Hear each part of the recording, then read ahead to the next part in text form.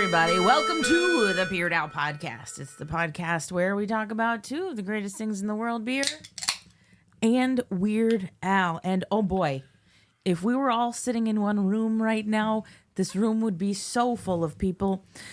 If we were all sitting in one room right now, they'd be like, boy, we picked the wrong time to go to Florida.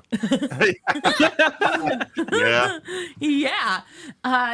So these episodes generally will have anywhere from 2 to normally 3 people on them. We have 4 today. Hooray. So we are talking about One More Minute, which we'll talk about in, a couple of minutes. Oh no. But Russ is here as per, mostly usual. Yeah. Ish. He rolled in from the living room for this. This is delightful.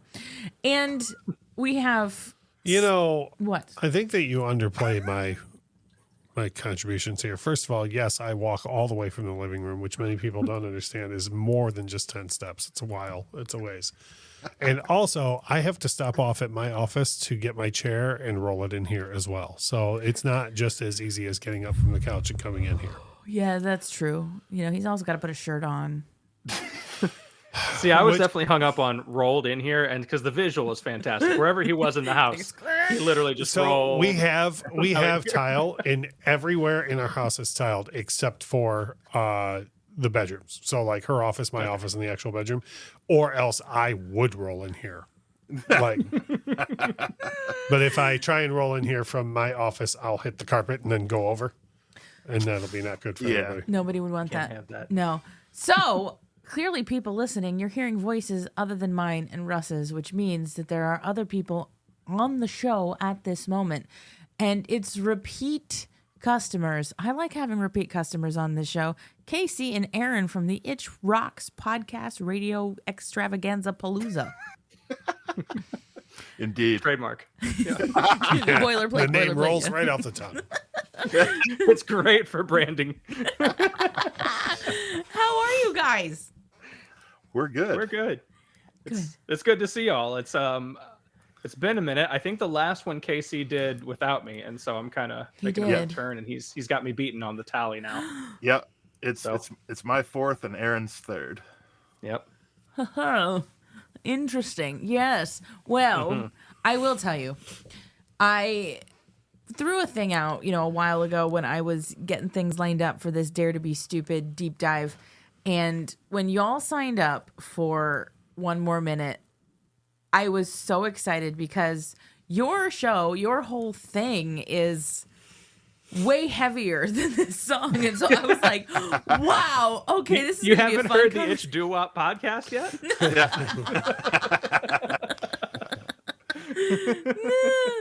It's our new spinoff. Oh my gosh, the Itch Doo-Wop, stop it. I would listen to it. So while we're on it though, gentlemen, Casey and Aaron, please tell the people listening to Beard Owl, because they've heard it, but tell them again, because it's been a minute, at least one more, what your show's all about, what you're doing, and what you got on, happening. Yeah. You want this one? We're both. Yeah, go all ahead. right. You're both too humble. So, well, I'll tell you what's going on now we're officially into Q4 of the year. Mm-hmm. And we have spent a lot of the last couple of months seeing shows and reporting on those. We love getting out for live music.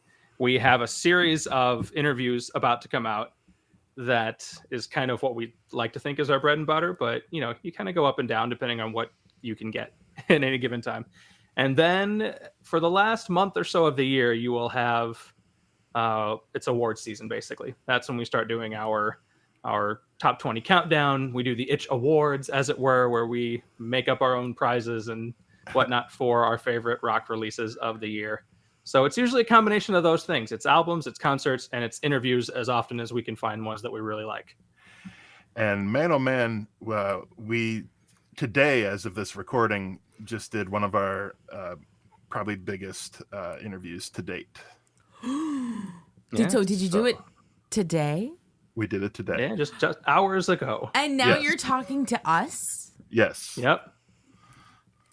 It's a very joyful day. You're having a great day, guys. Speaking of things that are great, though, I feel like I need to make sure that this gets put out into the universe. This episode will be airing on the Friday that is 2 days after Weird Al's birthday. And 4 days before my birthday. So this episode is coming at a very celebratory time of year. So thank you for celebrating with us. Yeah. Happy birthday in advance to both of you. Thank you. Thank you. Yes. You can please pass that on to Alfred. I will. Yes. Yeah, I will. I'll make sure he gets the message. Speaking of which, in celebration, I'm having, I don't think I've had this one from this pack on the show yet. Sweetwater Brewing Company out of Atlanta, Georgia, has done a gummies tropical IPA. So they did a whole gummies series, and this is the tropical one. It's 9.5%, and it literally tastes like tropical gummy candy. Yeah, like this whole series from Sweetwater, all of them are IPA or claimed to be IPAs, but they taste like juice, which is like good, except for when you have like 7. Yeah. So This juice really did a number on me. oh my God, this juice. I've had so much juice. Oh gosh. Interesting. It's very interesting. So And those were the 12 packs were buy one get one. they were BOGO when we go them. Yeah. We boat one and we goat one. It's too stupid. Okay. There's no such thing. That's Daring to be. I'm daring to be. That's see. what this album is, right? You can't, right? Yeah. So we're on to track 4 of Dare to Be Stupid, which is One More Minute, and One More Minute. It purports to. It's a style parody. It's a pastiche of doo-wop in general. The Weird Al fandom page, which is where I get all of my hardcore facts for the trivia portion of the program. Says it's a parody of doo-wop artists such as Elvis Presley and the Platters, especially The Great Pretender. I strongly disagree. but Russ go on. strongly disagrees. Like I hear the Great Pretender in there, but like, come on. So we'll circle back to it Yes, we later. will circle back to that later, I am sure. Also, side note: the Freddie Mercury version of the Great Pretender is fantastic for anybody who's never heard it. All right. So, take notes, people. Take notes on that. Well, I mean, Freddie Mercury sings a song well. Film at 11. You know what I mean? Like it's not a surprise or anything, but just if anyone didn't know that he did it, you should look it up. It's a good version. Okay, I absolutely will. I love that. Now, for some songs, the Weird Al fandom page has a lot of interesting and juicy trivia. For this song, it does not. I have 2 facts, and one isn't even so much a fact. It's an observation that somebody chose to put on the Weird Al fandom page.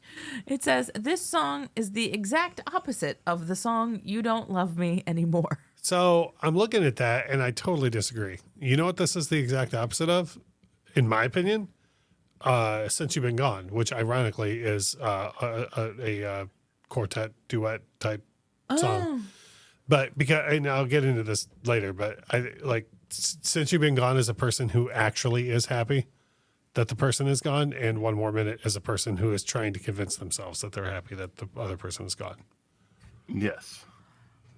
So this quote-unquote fact is creating some kind of a false dichotomy. Well, what You Don't Love Me Anymore is about a person who just got broke up with and like doesn't realize it. Like, I don't think You Don't Love Me Anymore has anything to do with this song. I don't either. So this is a very odd fact, Weird Al fandom wiki. I don't agree with it either. Well, I'm taking so much offense at the wording. This song is the exact opposite of You Don't Love Me Anymore. It says, what? Yeah. I don't like it. No. I don't like it as a fact. I now have a problem with whomever wrote this free piece of media. Yeah. So I always tell Lauren that I love when I see people complain about like social media on social media. I'm like, you just used the free app to complain about the free app. Yeah. Yeah. But Big problems. I am complaining about this page I didn't know, nor did I put any effort into, and is free, and someone else did. But let it be known that I have an opinion about this. That's funny. So So yeah. I guess I'm going to ignore that as a fact because it's not really a fact at all. Well, it's also, this isn't going to go well for me. People are going to be so mad. Like if the so person, what? if the person who wrote this page happens to listen to the show, they're going to be so mad at me. But it's under trivia. Like, okay, yeah, that's trivia in as much as like if I was like, this is a song, like, yep, that's a trivia fact, Yeah, I guess. that is a trivia fact, I guess. So, who even also knows? Also by Weird Al. Yeah. Oh my God, what if Weird Al wrote this? Right. He didn't. Yeah. He could. Weird Al, do you edit your own wiki fandom? Because if so, then I'm sorry. If so, have you not heard your own song since you've been gone? Yeah. I mean, I'm not. Well, we'll circle back to that, but You're not wrong. I feel No, you're not strongly wrong. that You're I'm not right on wrong. that. You're not wrong. I feel like we need to vamp through this because we lost Aaron for a little bit. Yeah, we here. did. And I'm hoping that he comes back sooner rather than later. Yes. So, this is what we're doing right now. We're vamping so that I don't have to edit too much about somebody leaving. Oh, Yes. goodness. So there is a bit Well, of... maybe he had a long list of things he'd rather do than spend one more minute with us on the show. Sorry, I was being the opposite of you don't love me anymore over here. I love it, though. I'm so wildly upset by that. I'm sorry about that for you. Although there is some things about the music video. We just watched that. Yeah, we did just watch the music video. Like, literally, we finished watching an episode of the Drew Carey hosted Price is Right that was airing for free on Pluto TV because we like free things. And this was a 15-ish year old episode of The Price is Right hosted by Drew Carey. You could tell by the clothing on the people and the prices of the cars, and the cars themselves and the year that the announcer said that the car was from. You're like, oh, they're not giving away a 2012 Kia on a current episode, right then. So anyway. Well, let me say that's the car that they were giving away. The retail price of it was $13,000. And I was like, oh, this is an old episode. This is from back when you could afford anything. Mm-hmm. Yeah. It is fun, though, to watch it because you're like, if they're like, oh, what's the price of this? And you have to, like, a mundane object, you're like, geez, I don't even know what that cost a month ago, let alone, like, yeah, right. 15 years ago. There was just a pricing game that included a Libman mop. And it was, is it higher or lower than $20? And it's like, I don't know. Today, it's higher than $20. Yeah. It was lower. I was wrong because time and inflation and things like that occur. Right. But well, I feel like we should just kind of move on. And we're just gonna that's fine. Yeah, that's fine. great. That's fine. Casey, have you heard from him? Yeah, his internet is being shoddy. So, Is he in an area that is awaiting a hurricane? No. No. Oh, okay. So that's just us and our internet's fine. Cool. Okay. All right. Just checking. Yes. It's too much. Well, he'll show up when he shows up, and we'll let him You would say think everything they'd he get wants better to say. internet in the closet. Yeah. Yeah, you'd think. Well, he moved out of the bathroom. That's right. So there is a fun fact about the music video that I'm like, okay, that makes sense. Because as we were watching the music video earlier today after an episode of the Drew Carey hosted Price is Right ended, I said, Russ, can you please put on the 1 more minute music video? Because I like this to be fresh in my mind. Yes. And I laughed heartily at much of it. But there is a point where he tears the picture of a girlfriend in two. And I was like, I wonder who that is. And per the Weird Al Wiki fandom page, in the music video, Al can be seen tearing up 2 real photos of his ex-girlfriend when he sings the line, and I tore all your pictures in 2. I'm like, man, what a way to go down in history. What a way. He would so get canceled for that today. I know, and I don't even like to think about the ways that Weird Al would get canceled today. Well, we know the first 2. This and the line in Albuquerque was The midget? no, the hermaphrodite line. Oh, the hermaphrodite. Oh, yeah. Yeah. But yeah, Yeah. what's funny is when we were watching that, I was like, oh, I wonder if those are just headshots from like some Nope. Turns out it's his ex-girlfriend. Oi. Oi. Oi. So, Yeah.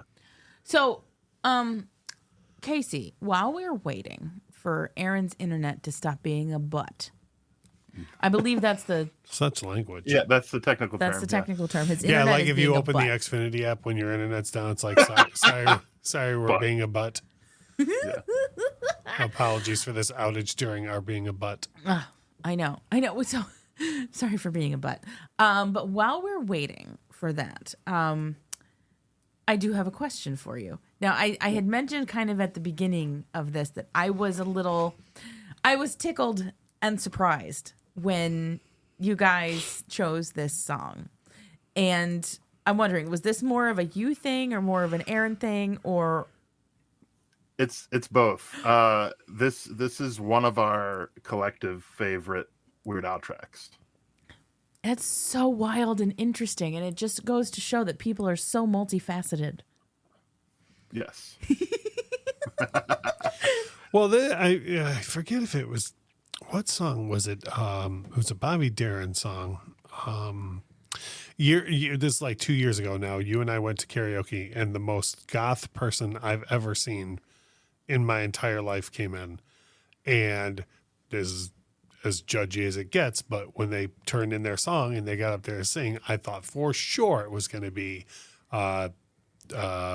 Depeche Mode or The Cure or Joy Division, and then they sang Bobby Darin, and really well, and we were both just like, whoa. So, like, you know, anybody can like anything that they want to, which is fantastic.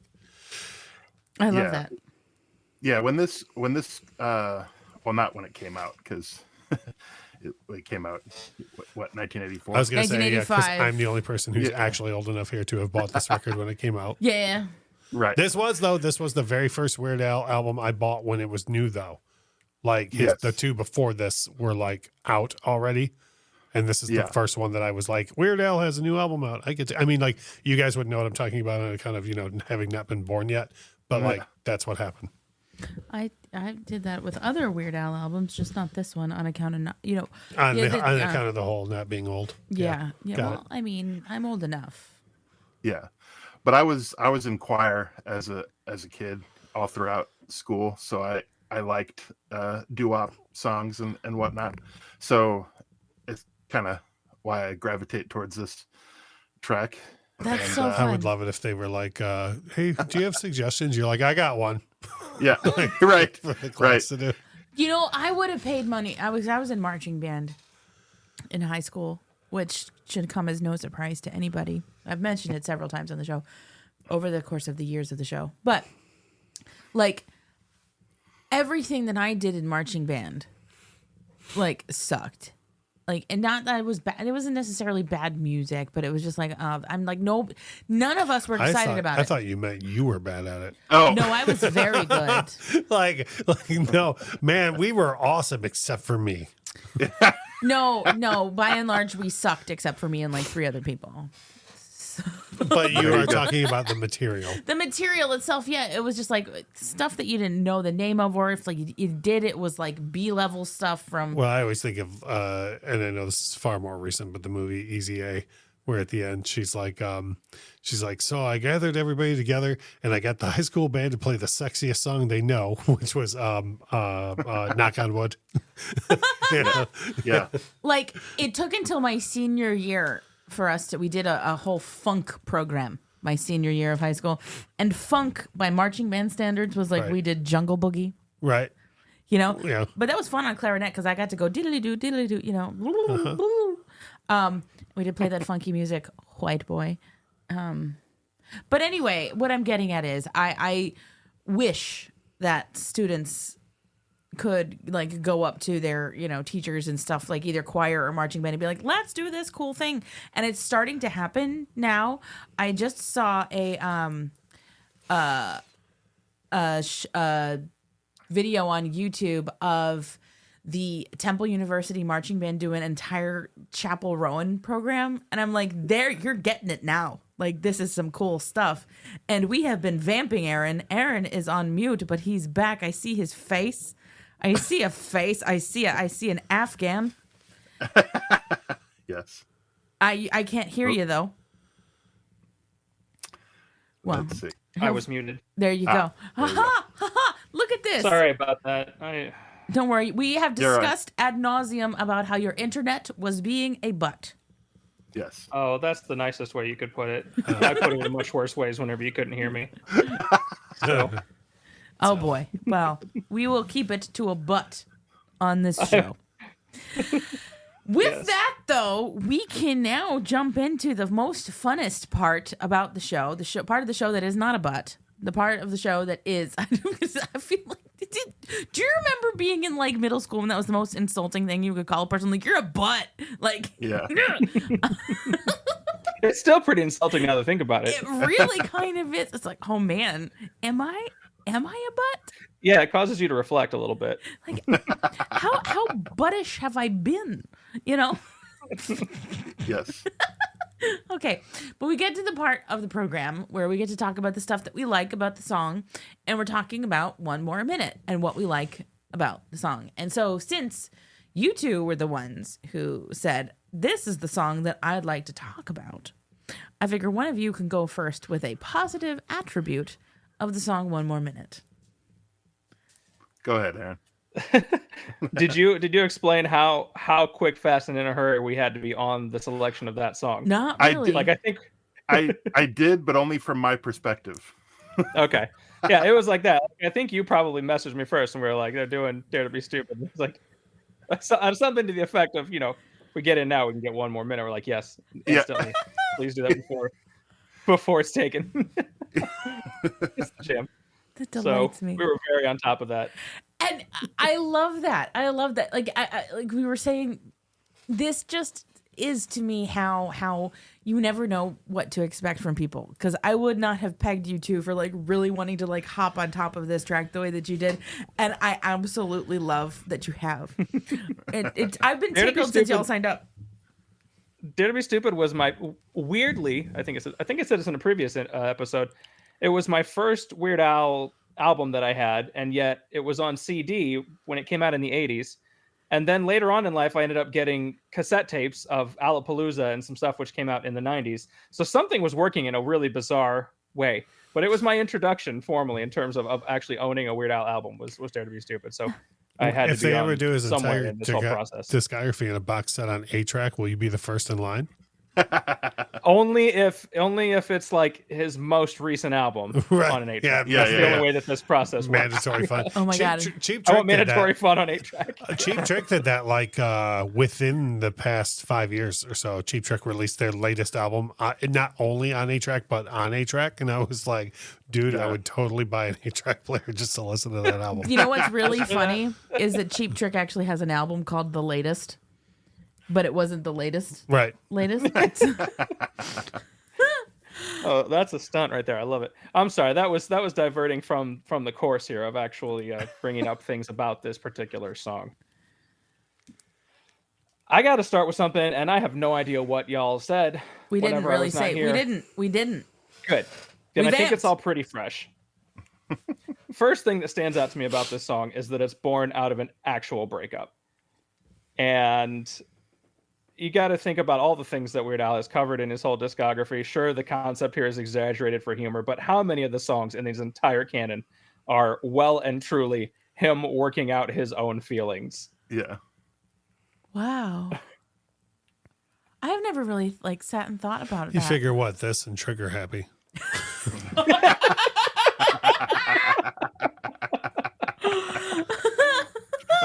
We'll come back to this more, but from what the research I was doing, and I didn't know this until today, but the research I was doing, the pictures that he tears up in the video are his actual ex. Yeah. We did just touch on that a little bit while you were gone. I was like, what? Okay. We watched the video right before we came in here because we'd both seen it, obviously, but hadn't seen it in a while. And as the video was happening, because they look like headshots. Like, you know what I mean? And I thought, oh man, that's gotta suck for whatever actress that is. You know what I mean? Like, so, Yeah. But turns out, nope. Yeah. That's so wild. That's so So I kind of figure this will just sort of be, an organic kind of conversation about what works about the song. And like the authenticity of it, I think, is a thing that even from a young age grabbed me, you know. For a long time, this is not the case now, but for a long time, if you were to ask me, Lauren, what's your favorite Weird Al song? I would have said this song. And I think it's because as a preteen / teenage girl, I found a lot of the raw emotion in this very relatable, you know? And Aaron, it stands to your point. It's like this came from a real place where a lot of Weird Al songs don't. They may have been born from like small real things, but this feels so incredibly lyrically authentic that I couldn't help but be drawn to it as you know, somebody who was just feeling feelings very strongly. Yeah. It's a very human idea. Like, you know, obviously he plays it up to a super exaggerated extent as he does in most things. But the idea of like kind of trying to convince other people and yourself that you're better off when you're feeling heartbreak, like that's a real thing right there. Yeah. And that's ultimately what the song is doing, just, you know, in a Weird Al comedic fashion. Right. It's the most exaggerated her loss ever. Right. Yeah. Yeah. Ever. Exactly. Right.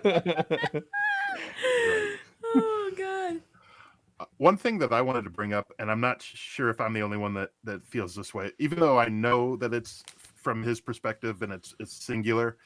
When I watch the video specifically, like I picture like a couple arguing about how the other person doesn't want to be with the other. I can see that.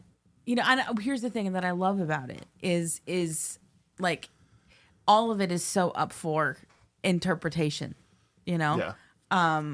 Because I guarantee I'm going back in my mental time machine, you know, to when I first heard the song. I didn't totally understand it. I just knew that this was raw. Like this is raw, you know? Because, you know, what? I'm 10. I'd never been in a relationship. But, you know, I was like, oh, somebody's upset about something, and I get this, and I feel this. But yeah, like it being the whole like kind of push-pull on it. Yeah.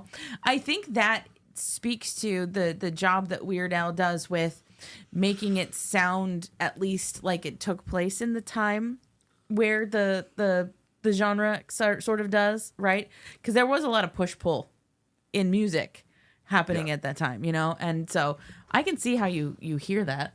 Production wise, the thing that makes it sound the most authentic for me is the backup vocals. Yes. I mean, it just actually sounds like a doo-wop group. Sure does. I gotta know. Who is the backup vocals on this track? Isn't it just Al and his band? It could be. Yeah. It I mean, that's what probably it is. sounds like to me, at least. Yeah. One never knows, because in some cases there's other Yeah, but I mean, it physically sounds like, to me, sounds like him and his band. Yeah. well, I mean, it absolutely is them in the No, I know it's them in the video, but I'm video. talking about, yeah. I love I'd them in also the video. point out, to your point about it making the entire vibe, including the video, feel like authentic to the time, even his lyrical choices, place it, talking about a Rolodex and burning down a malt shop. Malt Those shop, are very like of the time sounding phrases to use right there, which is a great way of making it its own little weird time capsule. Now, where did a Rolodex and a malt shop exist?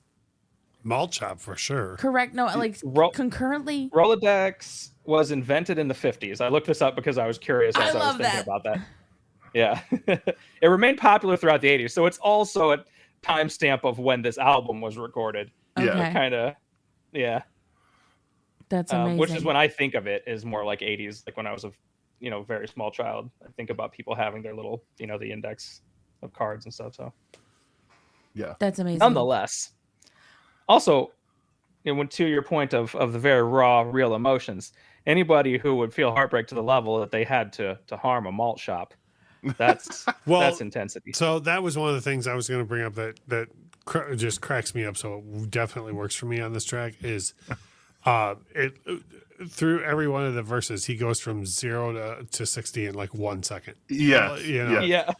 like that, like Lauren was saying earlier, the whole, like, this is the most I'm over her, like, but the diving into a pool full of double-edged razor blades and the eating shards of broken glass and all. It's like before that, it's like, you ain't gonna see me crying. I'm glad you found somebody new. Like, but then this extreme example, like, Yeah. It's like, this is how serious I am about you not mattering to me anymore. And you're just like, oh man. Yeah. Yeah.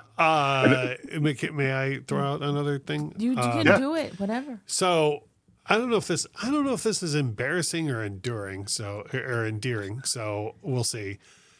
I did not get the very adult joke in this song for like 15 years. Thank you for bringing that up. I feel like this is a very important talking point with this song. So here's why I think it makes me more endearing than stupid. Is to quote Smile Tap, there's a fine line between clever and stupid. Is because it wasn't that I didn't get the joke, it's that Weird Al is so pure that I didn't think he was making the joke. Yes. Does that make sense? Absolutely. It does. Yep. It does. Yeah, 100%. But as a kid, though, like I got the joke, but then I was like equally thrown off because of how wholesome he is as a person. Yeah. So it's like, yeah. Yeah, it was like a solid 15 years later before I came to like I came to like I don't know terms with it. I was like, he meant it that way. Like, he did too mean it that way. You know what I mean? Like, I don't know if I was in denial or what, but I was like that's not how he meant it.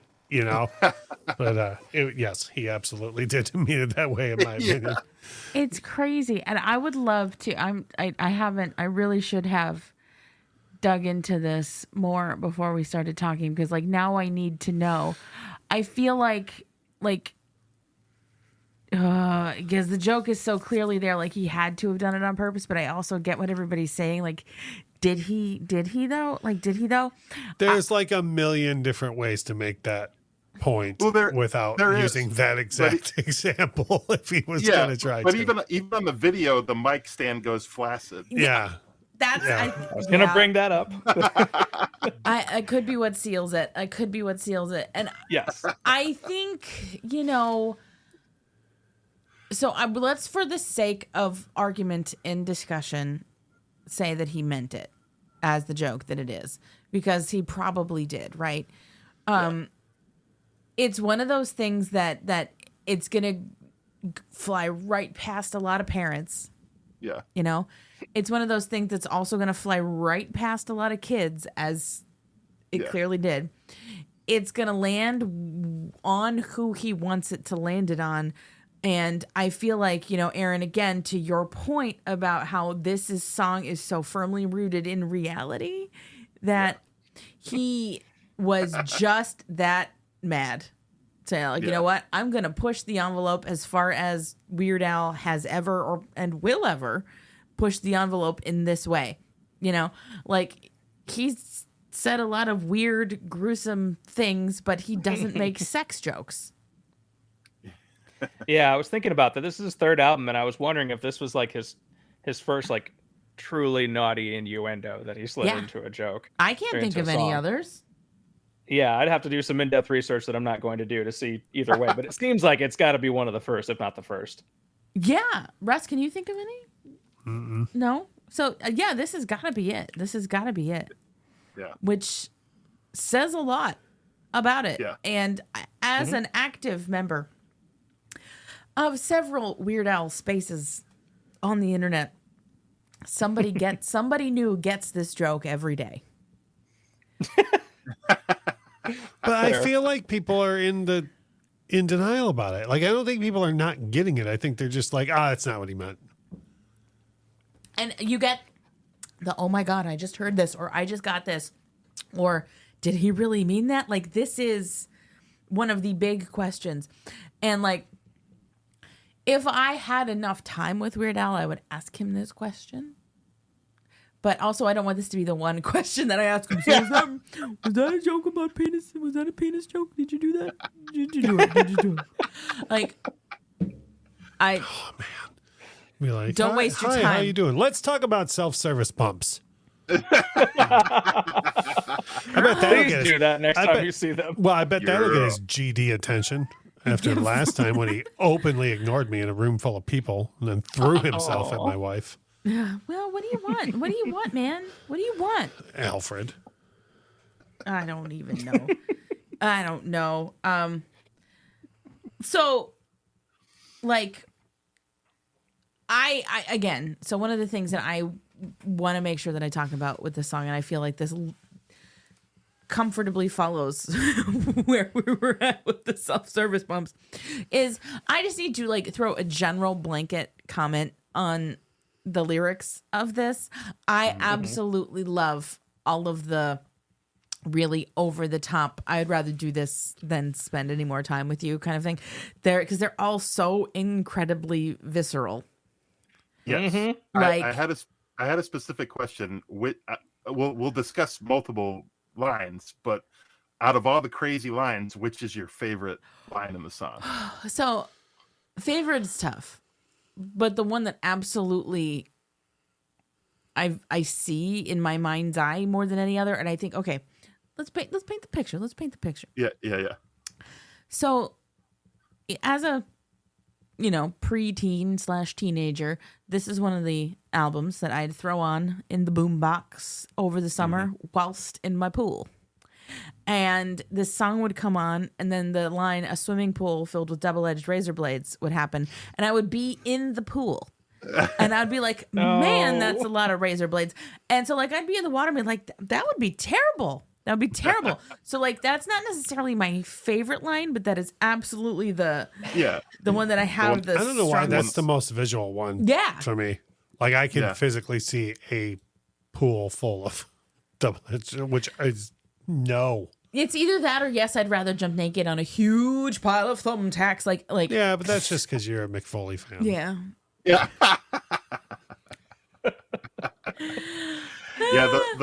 By the way, I'm so sorry. Real quick, here's my impression of Lauren watching anything WWE when the thumbtacks come out. So they do the bag, right? Here's my impression of Lauren. No.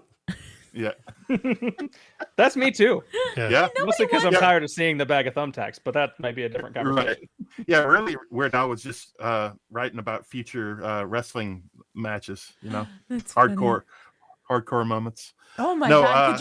Wouldn't you love to see a 1 more minute hardcore match? Anybody? Yes. I'm all over it. I'll take it. You win by ripping a heart out of a rib cage and stomping on it until they die. Yeah. This pinfall submission or ripping hearts out of rib cages. No disqualifications. Right. Yes.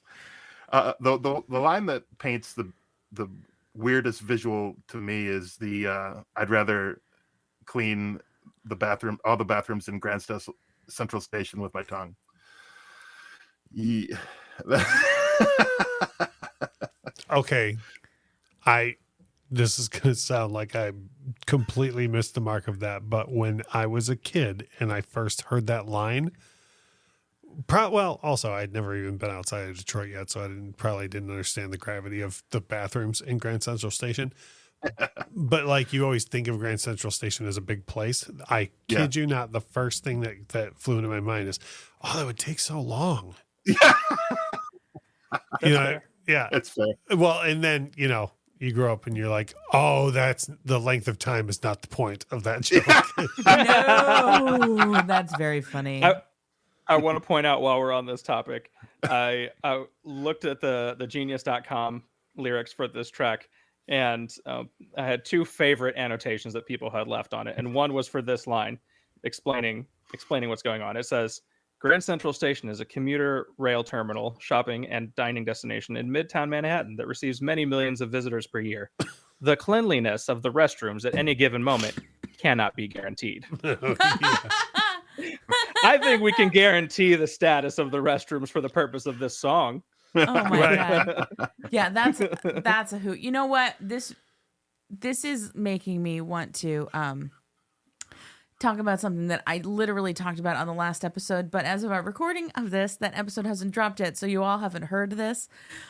So I'm going to read this to you. It's from the fandom page, the wiki fandom page for not I Want a New Duck. It's from the fandom page of I Want a New Drug by Huey Lewis and the News, where it talks about the Weird Al parody. And it says, and I quote, in 1985, Weird Al Yankovic made a parody of the song called I Want a New Duck on his third album, Dare to Be Stupid. This song is about Al wanting a new duck with various features that his previous ducks did not have.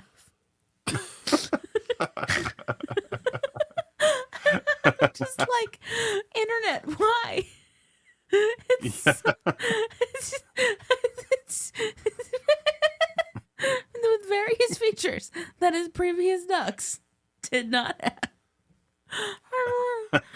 Oh no.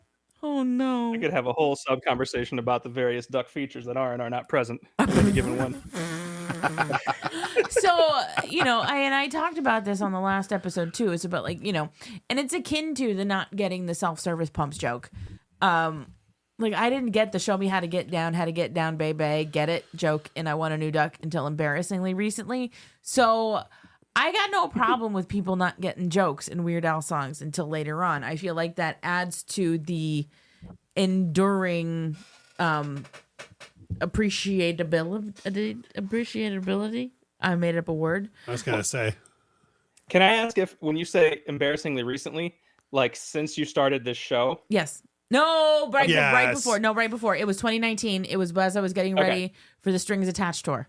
It was before the show. Because I would love the idea that you, having done this show for multiple years now, are still getting jokes for the first time. I'm sure I am. At that point. As one of the foremost Weird Al experts, I'm going to say. I will. Hold on. I can. How about this, though? Okay. You might have an example? I think I do. This should count. So, with it, I think last summer, Lauren saw Pulp Fiction for the first time in her life. And when Marcellus Wallace says, "You hear me talking hillbilly boy, I'm going to get medieval on your ass." In our house, as quiet and as much gravity as that scene has, Lauren said, "Oh my God, I get the line from Amish Paradise now." That's true. I love it.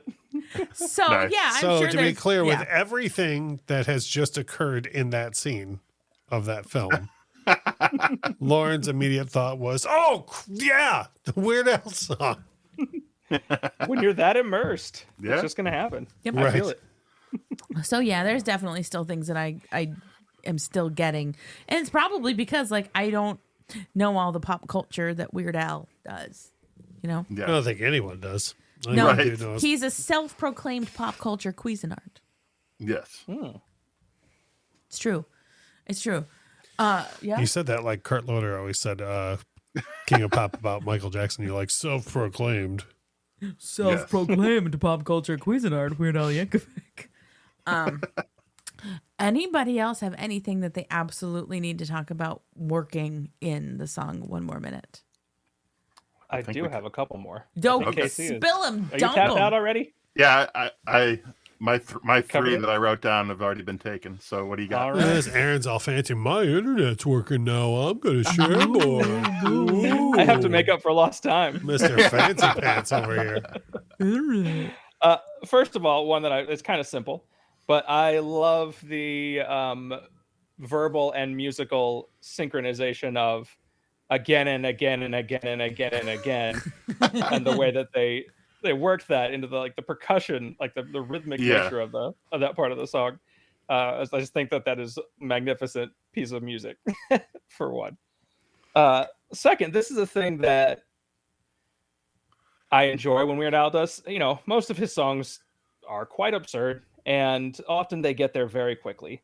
If you look up the lyrics to this song, the whole first verse, like to Russ's point earlier about like it starts off, kind of simple, and then all of a sudden it goes extreme.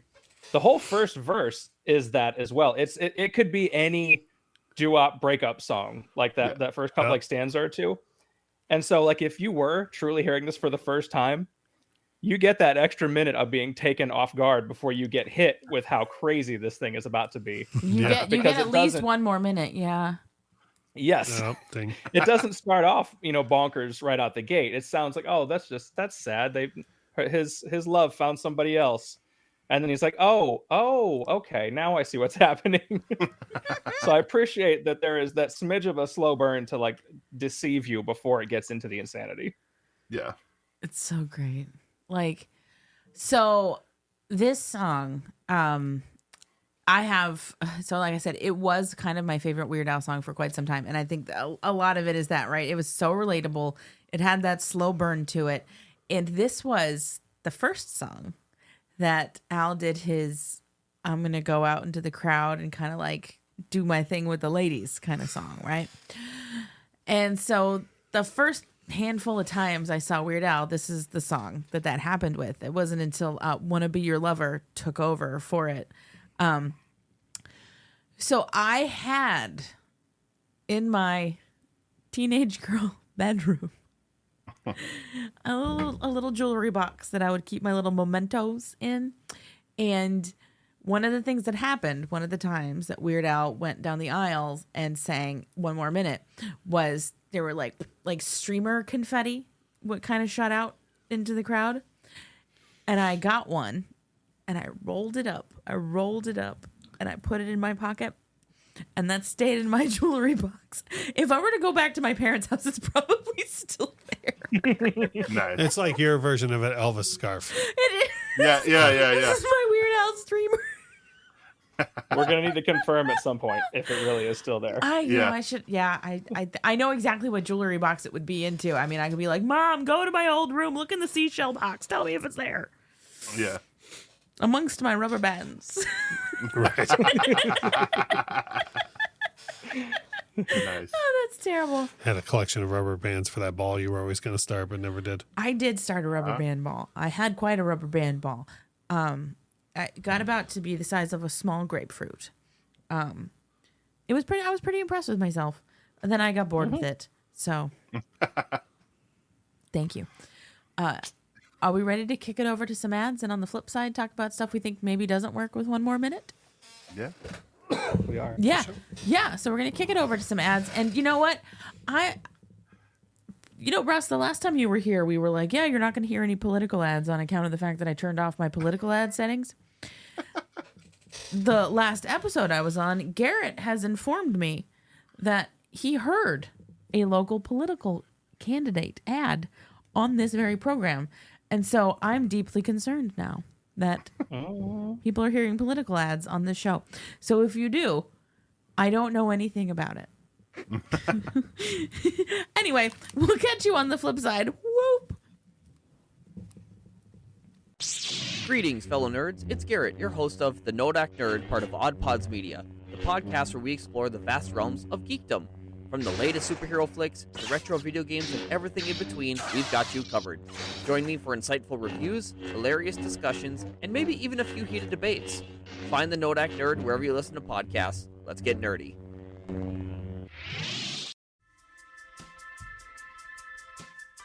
Hey there, I'm Dave, the host of Beer in Front. Sometimes the beer in front of you is the best one yet. I'll talk about some old school beers that maybe you've forgotten about, some new beers that have the potential to be a classic. I'll also talk to various people around the beer world and get their stories all about beer. That's Beer in Front, and it's available on all of your favorite podcast apps.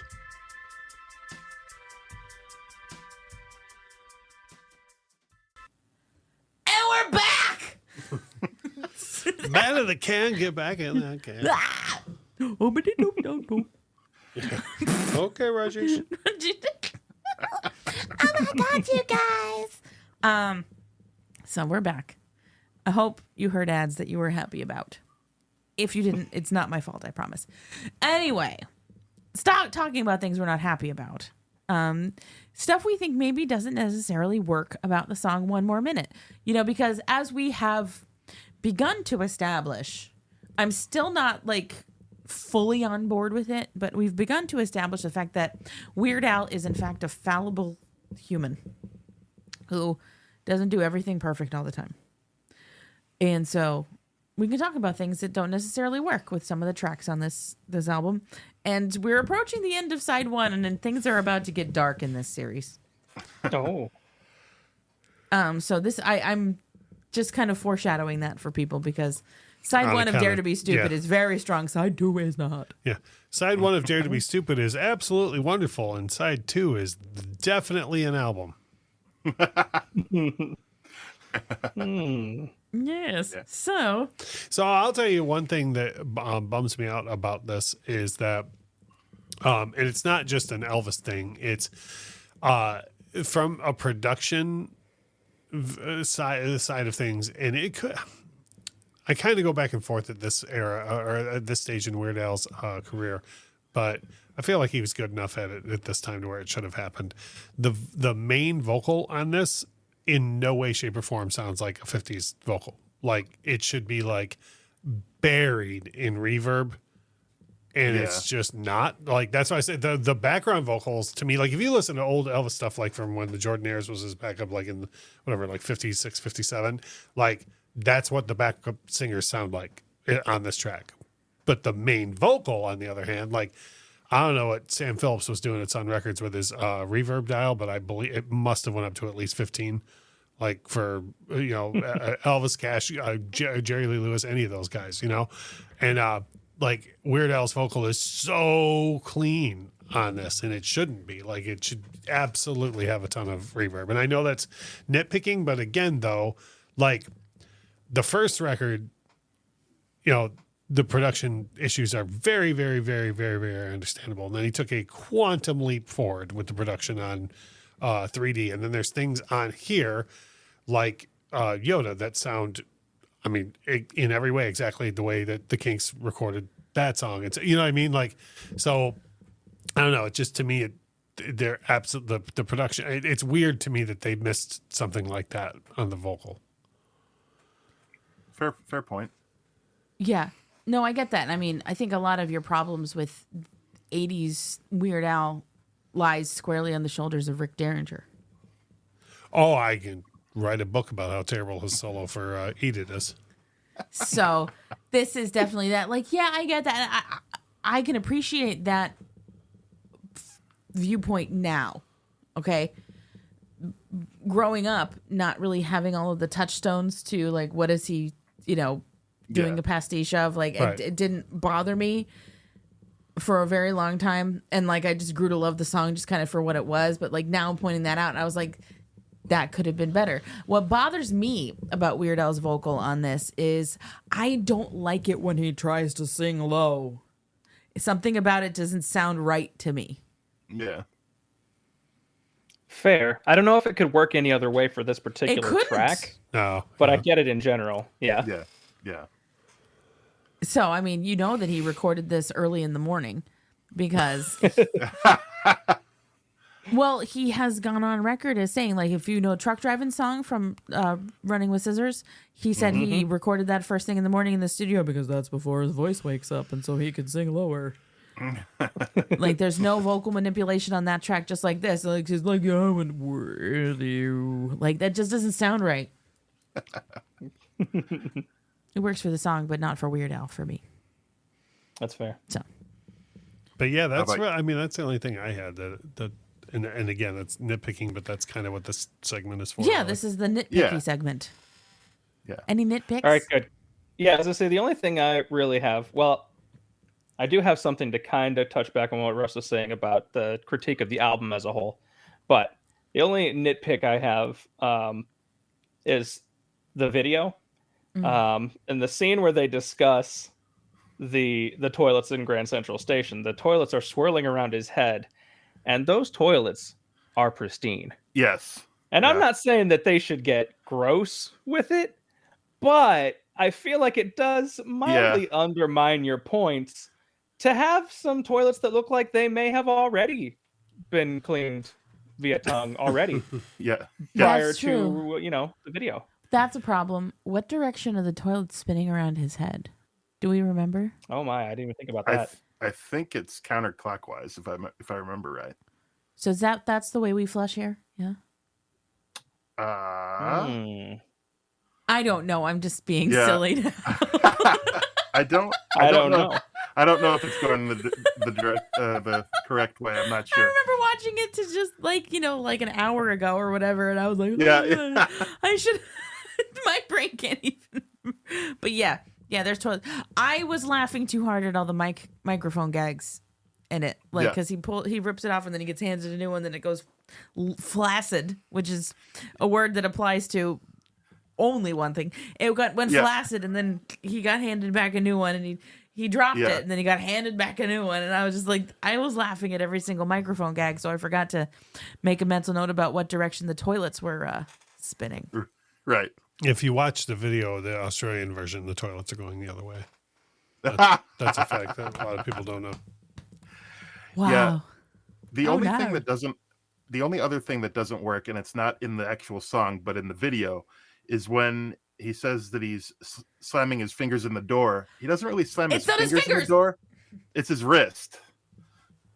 I'm with you. I'm with you on that. I literally had that thought as well. I'm like, come on. There's so much good going on in that video. Like if you look at Steve and Jim and Chemo and Bermuda, like back there, they're like their dance moves are great. Like I tried really hard to focus on them watching this instead of Weird Al, because there's so many things that you miss with what they do. They're very, very funny. But yeah, then when it went to him, his fingers, quote unquote, in a door, that wasn't his fingers, it was his wrist. Absolutely, you're right. That's a fair criticism. What a weird detail to why not be accurate about that? Like, I don't understand what's going on that you don't get that right. Like, it's just weird.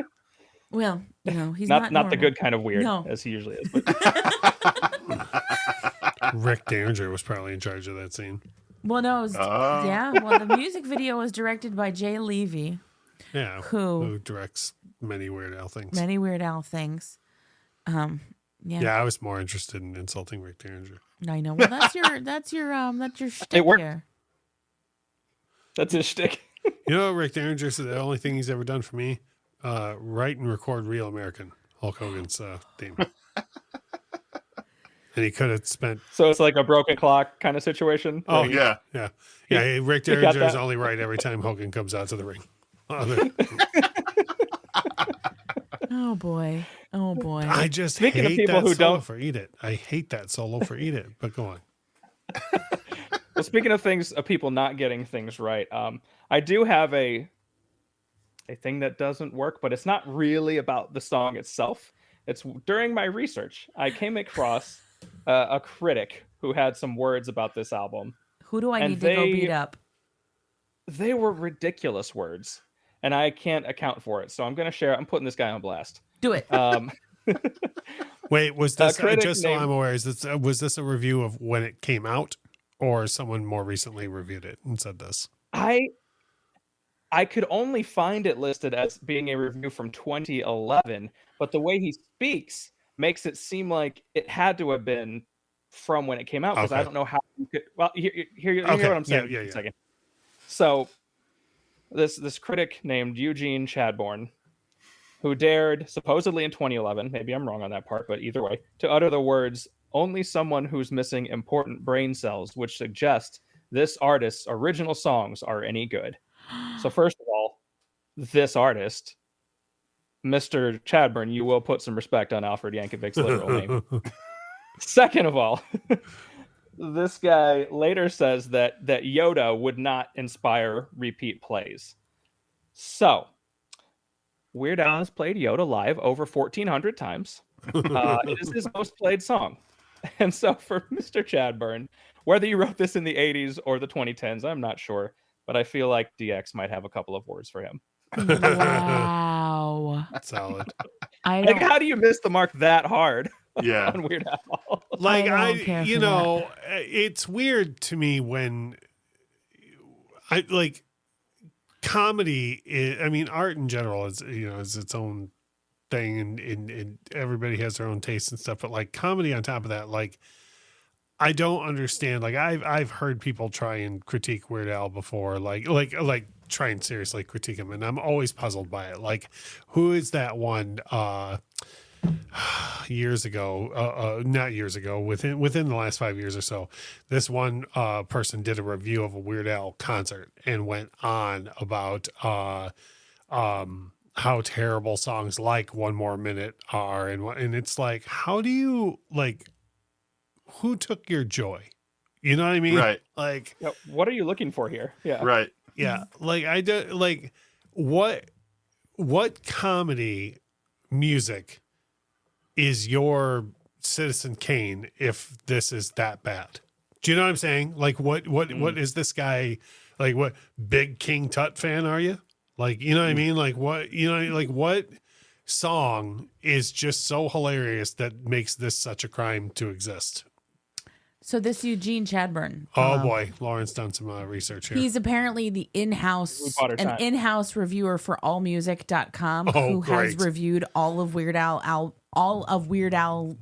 albums to list on the AllMusic page. Who just from me glancing over your shoulder is a guy who's super taken with putting way too many words in every sentence. Yeah. Yeah. I just, yeah. So it doesn't make sense.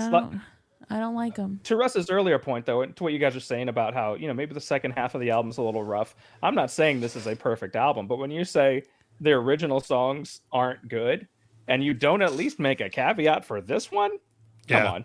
Like, come on. No, yeah. Well, and then the absurdity of that thing about Yoda. Like, what? It's more absurd if it was written in 2011, because then you've actually had years of that being a staple and you're just ignorant. Like you apparently don't know or care enough about the artist that you're reviewing, presumably getting paid to review. So, not a critique of Weird Al, just a critique of a critic. So I throw that in there. So Eugene Chadbourne is an American rock and roll kid who got warped by Beefheart and Zappa, draft dodged in Canada for a while, then moved back to the States, where he put together a synthesis of country, bluegrass, and blues and free jazz behind a persona that roughly approximated what Weird Al Yankovic might have been like if his original inspiration had been Albert Ayler and not polka. So it's and now he's public enemy number one. Yeah. This sounds to me like a guy who's never sold more than 20 tickets in his life and is really upset at Weird Al's. I don't know how you can drop Zappa in there as like one of your influences and not appreciate. Boy, this guy must have lost his mind when Weird Al did Genius in France. An American avant-garde folk and rock guitarist and banjoist, born January 4, 1954 in Mount Vernon, New York, he invented an instrument known as, quote, electric rake by attaching an electric guitar pickup to a rake. Eat poop. Okay, that I'm actually kind of for. I'm not gonna lie.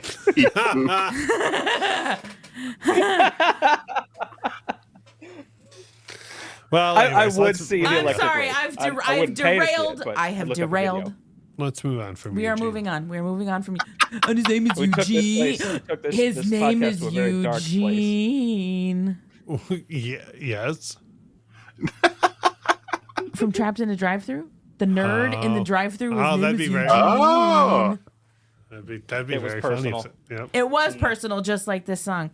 So we have one last thing to do on this program, gentlemen.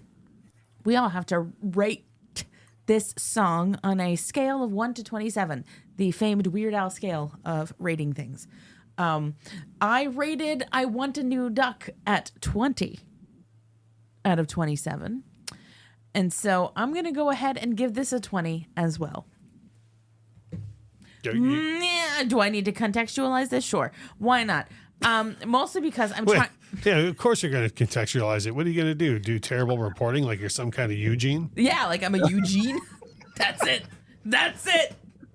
Thanks, Aaron. You've given me so much fodder now. That's exactly. You're welcome, I guess. I don't know. Oh my god. Poor Woo. Eugene. He has it coming. He needs to get it for at least this episode. Yep, that's it. Yeah, Aaron says that because right after this, he's going to Google electric rake and see what that's all about. That's it. Coming up next. I'm sending it to you guys if I find it. Right. We are a no Eugene Claiborne household. So. Yeah. So I will not be listening to the Itch spin-off podcast, the Itch Electric Rake Rocks. Right. Well, let me just get the Itch Doo-Wop podcast off the ground first, and then we'll talk about the electric. How about this? Y'all were talking about your interviews. Why don't you get Eugene on the line? Y'all do an interview with him and open by doing nothing short of an interrogation. Yeah, get him on the horn about this. There are 3 of us, and we usually interview one person at a time. We are great at interrogations. We are set up for it. Sweet. The Itch is where you go for rock interrogations. Tell old Eugene to put his rake where his mouth is.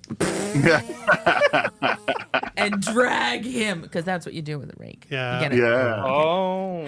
Okay. So I'm sorry, I Eugened us again. You're good. I'm gonna give it a 20 because I like it just on par with "I Want a New Duck." It's a great song for what it is. It was my favorite Weird Al song for quite a while there, and I've got nothing bad to say about it other than I think that some of the preceding tracks have been better, and I'm giving myself room for tracks after it to be worse. Thank you. It's reasonable. Yeah. Who's next? Casey, I'm leaving this one to you. Okay. I'm gonna bring up the rear on this. Maybe Russ. We'll see. Okay. What do you got? I'm gonna give it a 27 because it's one of my favorite Weird Al tracks. And when I saw him on the Self-Indulgent tour, it was when he played that, I was very pleased that he played that live. You should be. Yeah. Oh my gosh. Can I briefly interject that personal story. My grandfather used to be in a barbershop quartet in a small town in Illinois.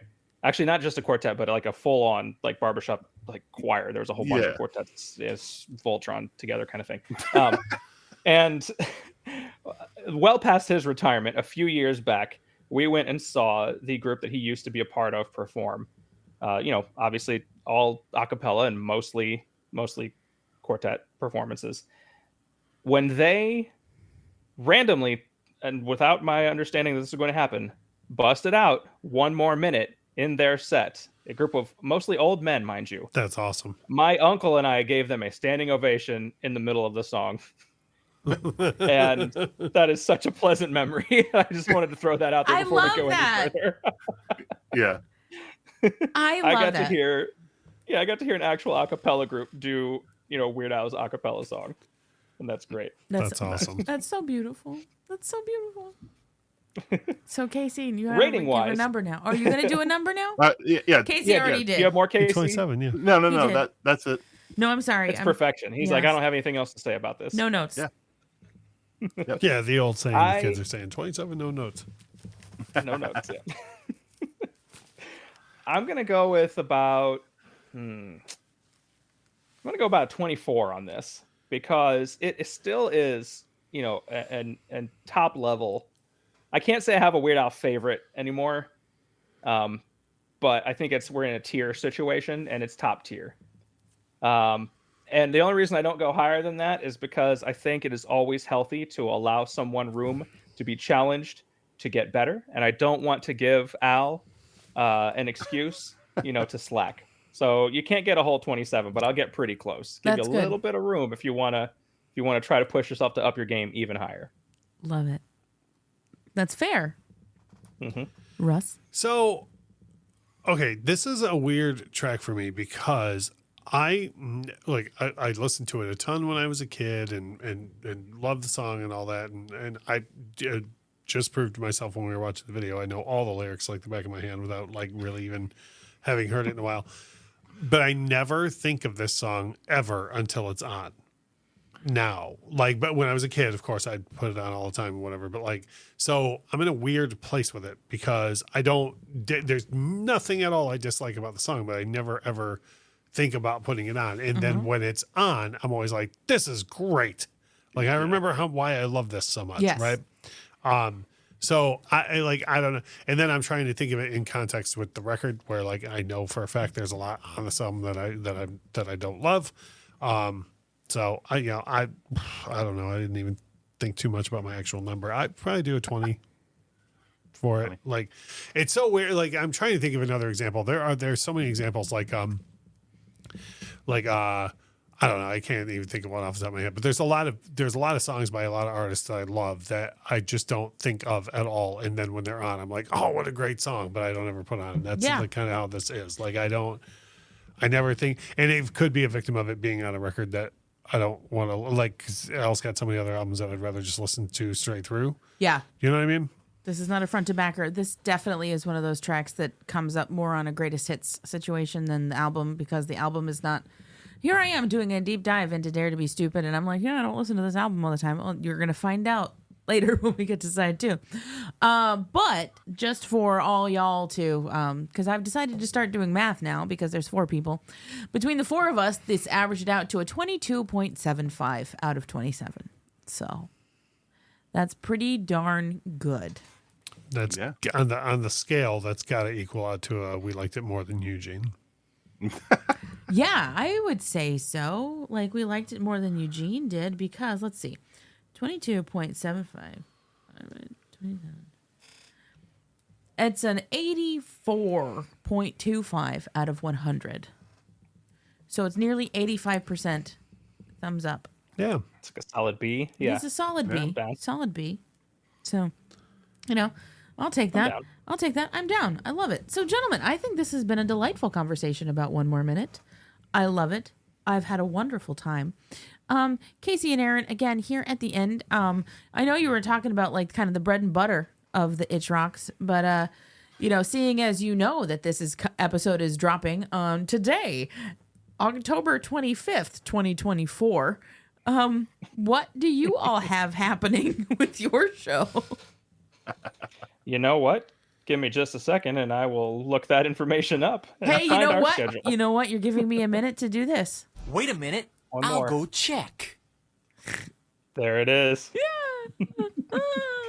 I'm going to check right now. What's funny is I usually have our spreadsheet up like 24/7, and I just happen to have closed out all my windows like before we started this recording. Oh, so yeah. Okay. I see how it is. That's funny. See how it is. I am totally not opening YouTube Studio right now so I can see what videos we'll have the weekend that this comes out. I'm totally not doing that right now. Well, the week after this comes out, is going to be Halloween.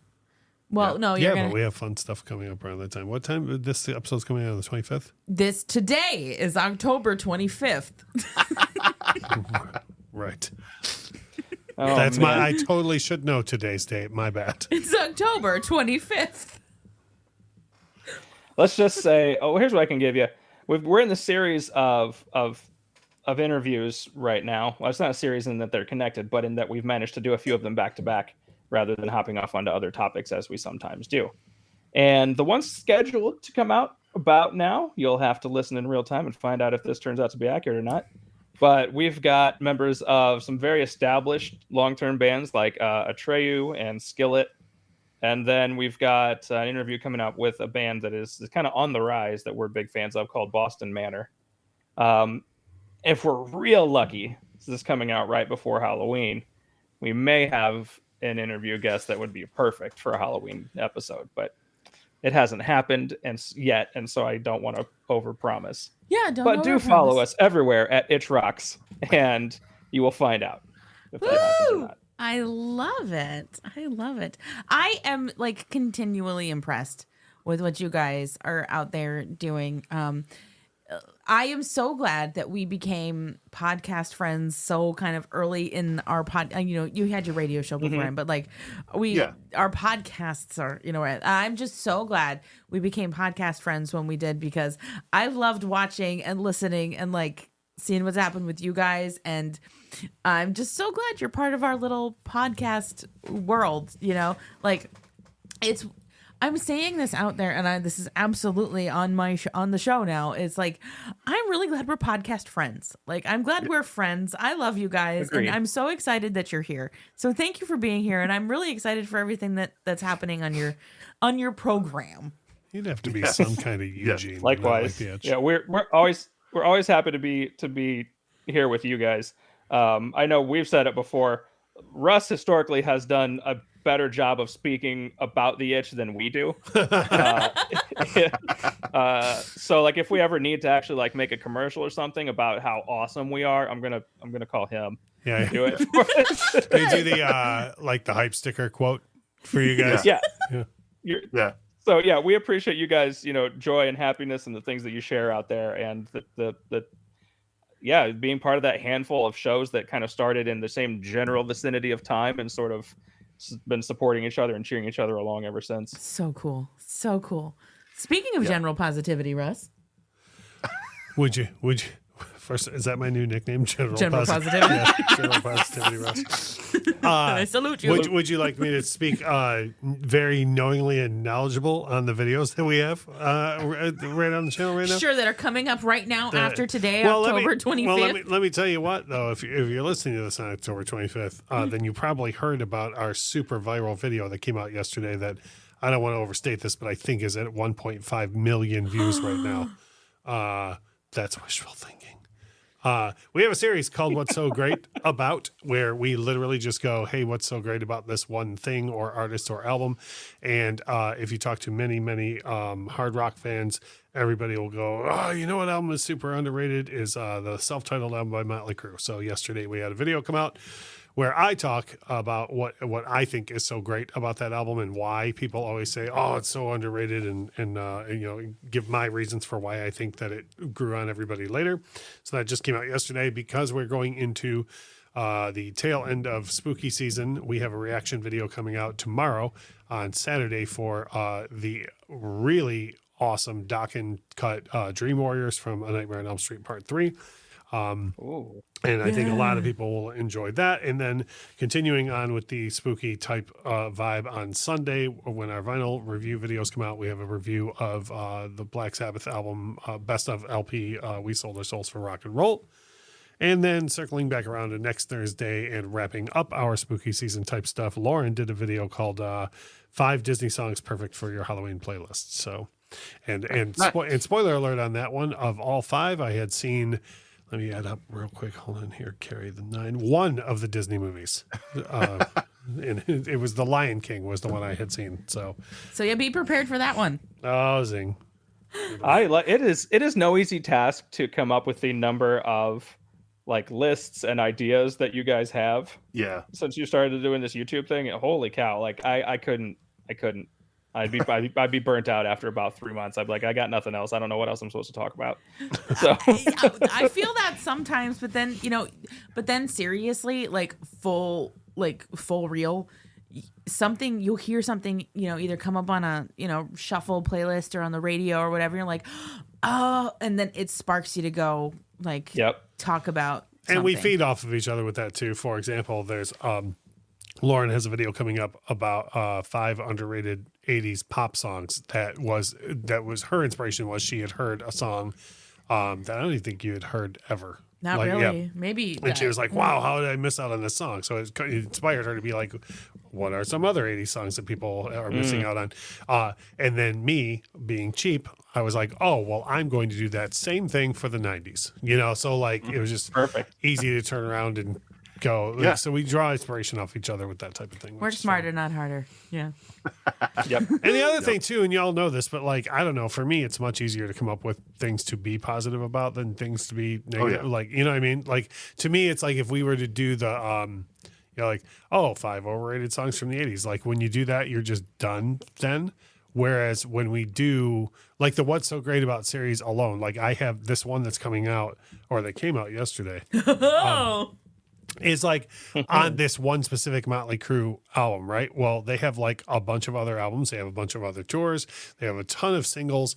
They have, 4 official members that I recognize. And I could do a video on all of that, and that would give me 30 plus videos on just Motley Crue. You know what I mean? Like instead of going, here's what's so terrible about Motley Crue, lols. It's just, to me, there's like a lot more to mine in the positive content than there is the negative. And that's what you guys do on the Itch too, is like you highlight positive things from stuff that like either, is from genres that are outside my wheelhouse, which is why I love you guys so much, because it's like, oh, I don't know this. Or like new up and coming stuff that's so hard for people to find. You shine a little light on that in such a positive way, and I think that's great. And so thank you for being on the positive train with us, and we love you both for it. Yeah, thank you. Likewise. Yay.